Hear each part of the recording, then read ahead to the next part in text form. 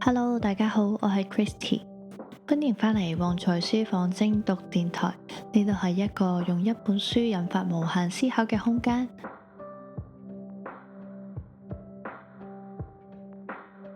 今集係呢一個 podcast 嘅第二集，我哋會正式開始拆解影響力呢一本書。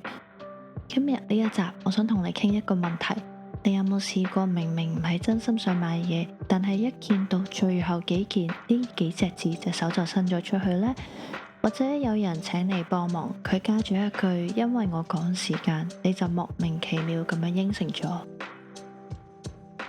一啲唔係你嘅錯嚟嘅，咁係因為你嘅大腦有一套比你思考更加快嘅系統，喺你意識到之前就已經幫你做咗決定。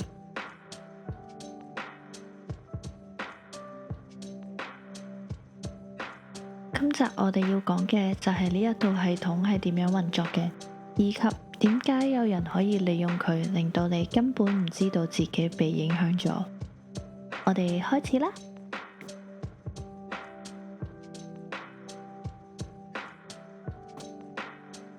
我哋由一隻火雞講起。Cialdini 喺書入邊引用咗動物行為學家嘅研究。火雞媽媽照顧幼雛，依賴嘅唔係幼雛嘅外貌，而係一個聲音，就係佢哋嘅吱吱聲。只要聽到呢一個聲音，佢哋就會展示母性嘅行為。如果幼雛唔出聲呢，佢哋甚至可能會攻擊自己嘅 BB 嘅。研究人員做過一個實驗，將一隻黃鼠狼嘅標本，即係火雞天生嘅天敵，裝咗一個喇叭，就喺度播呢啲吱吱聲。火雞媽媽唔單止冇攻擊，反而仲走咗過去照顧佢。呢個聲音一停止呢，攻擊就即刻開始啦。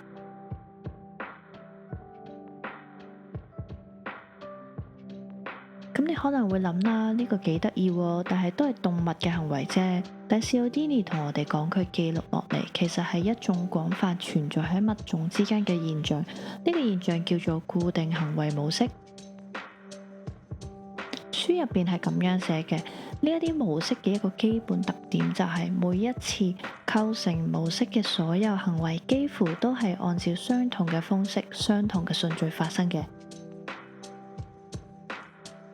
即係話呢，我哋見到某一個信號，成套行為就會自己 activate， 唔需要思考，亦都唔需要判斷。我哋嘅大腦每一日要處理嘅信息量係天文數字啦。如果每一個決定我哋都需要全力思考，就會耗盡晒我哋嘅精力啦。所以大腦就會發展咗一啲捷徑啦。咁即係見到一啲熟悉嘅信號，我哋所謂嘅 trigger 就會自己執行一啲反應。咁呢個問題就嚟啦，因為呢，觸發呢個自動反應嘅一啲 trigger，佢唔需要成個情況，即係話唔需要係一整個完整嘅情形，只係需要其中一個細節啦，唔係成件事影響緊你，係只要一個細節觸碰到你嘅 trigger 就夠啦。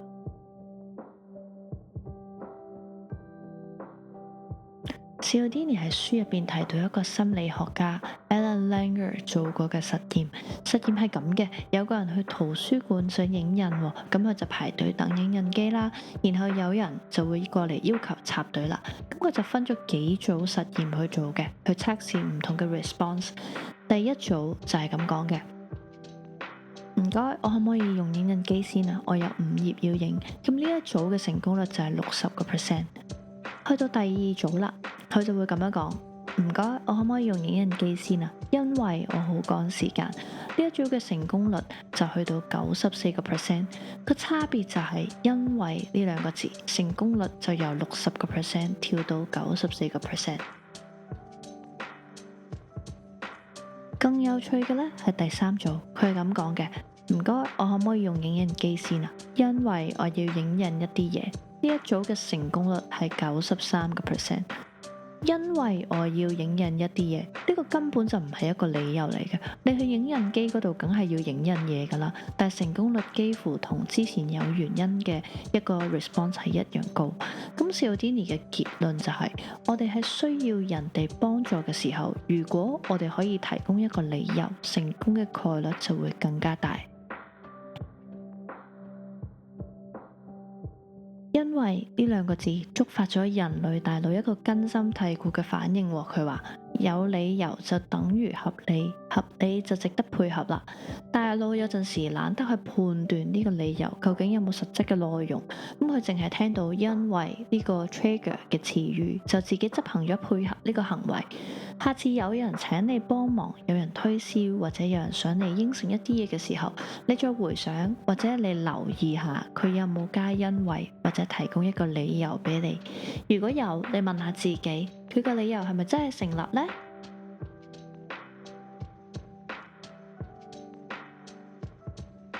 呢度呢，我想再講Cialdini引用咗一句說話呢，係英國哲學家 Alfred North White 係講嘅。文明嘅進步就係人們在不假思索中可以做的事情越嚟越多。咁第一次聽或者係驟眼咁睇，感覺咧可能係一種讚美，人類進步咗，可以自己完成更多嘢啦，咁生活就更加有效率啦，係咪？但慢慢你就會發現呢一句說話，同時係一個警告嚟嘅，因為我哋每一日不假思索完成嘅嘢好多，可能多到自己都唔覺唔知。你去揸車唔需要諗每一個動作，返工嗰條路線你唔需要每一次都再諗，甚至去買咖啡嗰條路你都唔需要再諗點樣行。見到某個人嘅 title 係教授或者醫生或者係一啲專業人士啦，你就自動提高咗佢講嘢嘅信任度。咁呢啲捷徑大部分時間都係有用嘅，係咪？但係正正就係因為我哋咁習慣不假思索呢件事，有人只係需要放一個陷阱，即係佢淨係需要放一個 trigger 就可以兜過晒你所有嘅判斷，直接影響你嘅行為。而且書入邊亦都有指出，隨住我哋現代生活嘅節奏越嚟越快呢，我哋需要用捷徑思維嘅情況只會越嚟越多，而唔係越嚟越少。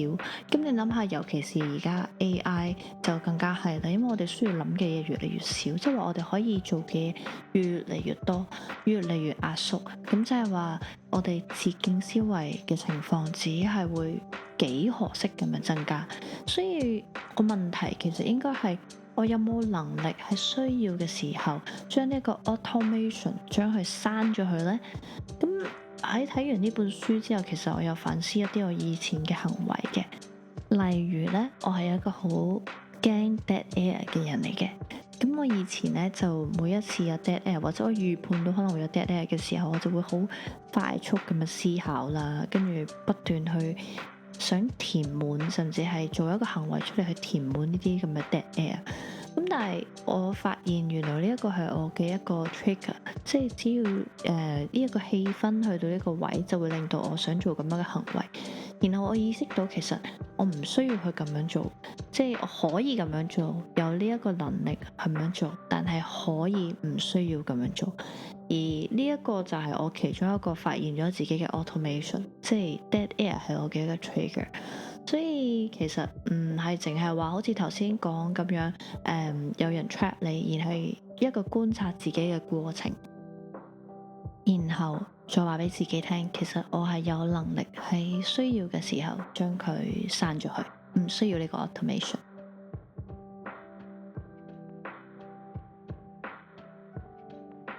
第一章仲有另外一個武器叫做對比原理。咁呢一章入邊呢，我覺得呢個原理可能會俾人低估嘅，因為佢喺日常生活中其實係比較頻繁。Cialdini 呢就係咁樣解釋呢個原理嘅。如果第二樣嘢同第一樣嘢有住好大嘅唔同，咁我哋往往就會認為呢啲個唔同係比實際上更加大，即係話呢個唔同已經好大啦，我哋會覺得佢更加大，嗰個重點係覺得啊，咁佢就話呢個原理基於人類感知系統嘅運作方式啦，我哋唔係以絕對嘅標準去判斷事物嘅，而係以對比嚟到判斷，即係話其實佢覺得我哋每一個人都係主觀嘅。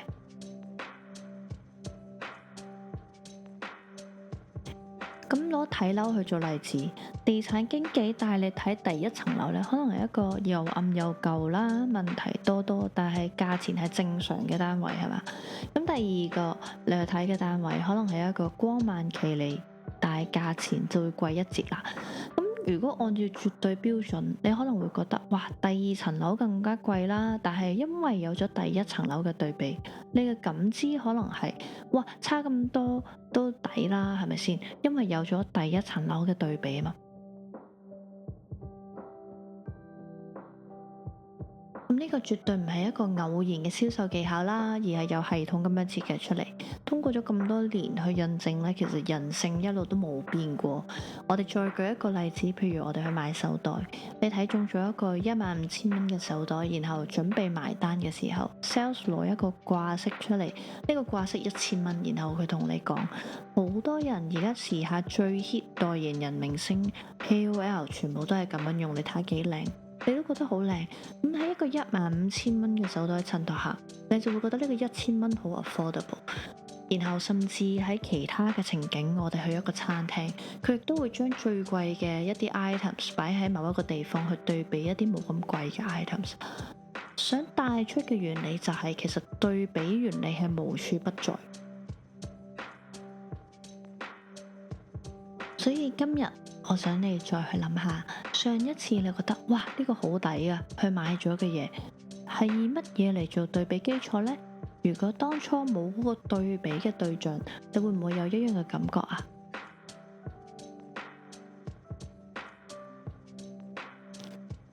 今集呢，我哋講咗3件事啦。第一，人類係存在固定行為模式，只要一個 trigger，我哋就會啟動成個自動反應。而 trigger 呢，只係一個小小嘅細節就夠噶啦。第二，因為呢2個字比你想象中更加有力量，理由存在嘅本身已經足夠說服我哋嘅大腦。第三，對比原理，我哋感知事物嘅方式呢係相對嘅，而識得利用呢個原理嘅人就可以靜雞雞左右你嘅判斷啦。而Cialdini寫呢本書呢，我相信唔係佢想叫你對所有人都起疑心，而係想你有多1秒嘅意識空間，喺自動反應發生之前停一停，問下自己，我係真係喺度做緊選擇啊，定係回應緊一個 trigger 呢？離開之前，我留一個問題俾你，上一次你因為合理而應承咗某一件事，嗰個理由你有冇真係諗過啊？如果你有答案，或者你自己有一個親身經歷過嘅例子，歡迎留言同我分享啦。下集我哋會進入第2章互惠原理嘅，點解有人對你好反而會令到你唔舒服呢？我哋下集見啦！我係 Christy，呢度係旺財書房，書中自有黃金屋，拜拜。